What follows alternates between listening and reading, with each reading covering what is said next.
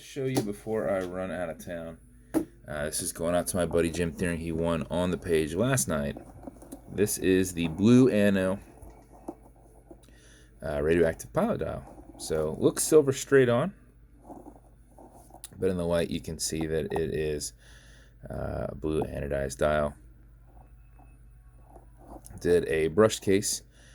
Did a tall coin that's in a dark blue PVD, and then I did an insert that's in silver and dark blue, but you can see that it works in opposites. So 5 reference on the dial, nothing up here, 10 on the bezel insert, nothing down there. I thought that was kind of cool. Thick silver handset on that. Custom painted seconds hand. That's a silver with blue painted pip there. Matching your 12 o'clock radioactive logo here on the crown.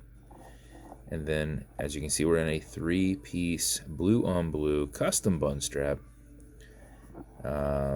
We've got a Cherenkov 58 bund strap.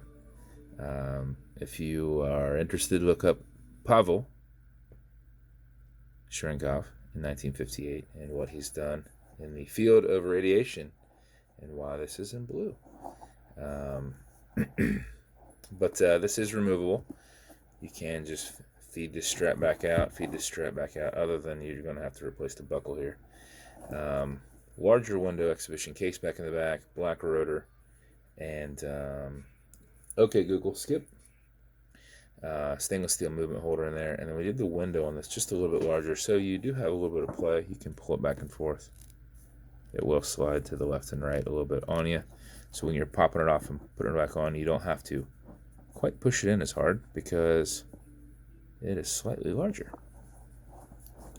So that's the build. As with every build, I referenced that the bezel is not a clickable bezel. It is a tension ring bezel, so it'll go left, it'll go right. I just tighten them up quite a bit so that it's not so easy just to move them on your own. Now, it's an automatic mechanical, so you can wind it, you can wear it, you can put it in a watch winder. But if it's dead or you're not going to be very active, you're going to want to pre-wind it. And with a bund strap, this will kind of block your way. So it's real easy to just pull that down and stick your finger behind it, which is what I do. At that point, you'll just back off the crown from the threads.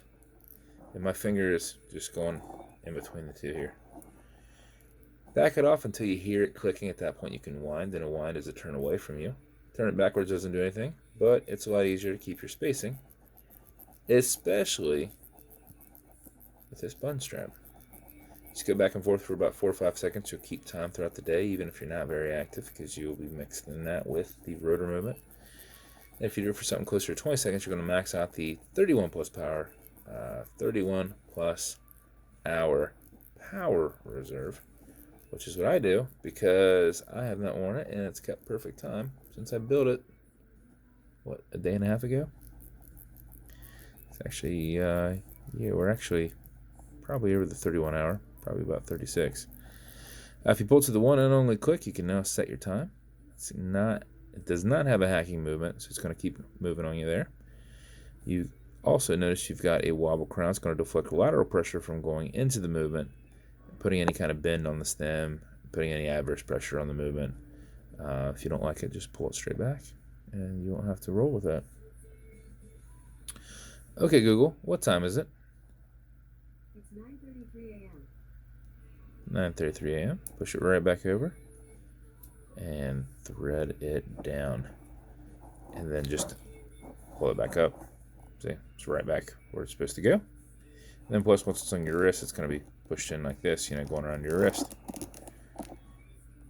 So that's the build, man. As with everything, they're going to come with matching beads. It's entirely up to you whether you wear them or not. This one's going to come in the blue radioactive box. And then, as with every build, you're going to have some watch cleaners. This is good on all glass and metal parts, so everything here in the center. Non-toxic, non-streaking, non-residue. You'll also have some leather conditioner. This will keep this leather strap perfectly soft.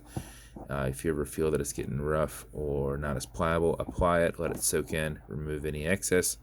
Just try not to, you only have a half an ounce here, and this should last you a very, very long time. So just use what you need. And then lastly, you're going to have some fine scratch remover. This is Novus 2 from Amazon, just repackaged. It's like a polywatch, and it's because you've got an acrylic glass, and if you scratch it, no big deal. You can put a tiny bit of this on there, buff against it, filling that scratch using your included microfiber, and 15-20 seconds you will have that buffed out. If you can generate some heat with your thumb, it will go quickly.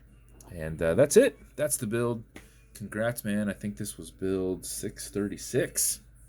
So, hey, one of my first cars was that's a 626. It wasn't a 636, but it did have a 636 Kawasaki, and I love that. Sold that to Jared Dennison, who actually just texted me during this video. So he bought the ZX6R, which is a 636.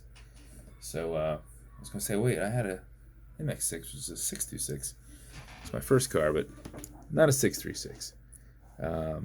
But congrats, man. I appreciate your support, and I'll get this out to you today to go along with the rush build I just finished for you. So thank you so much, man.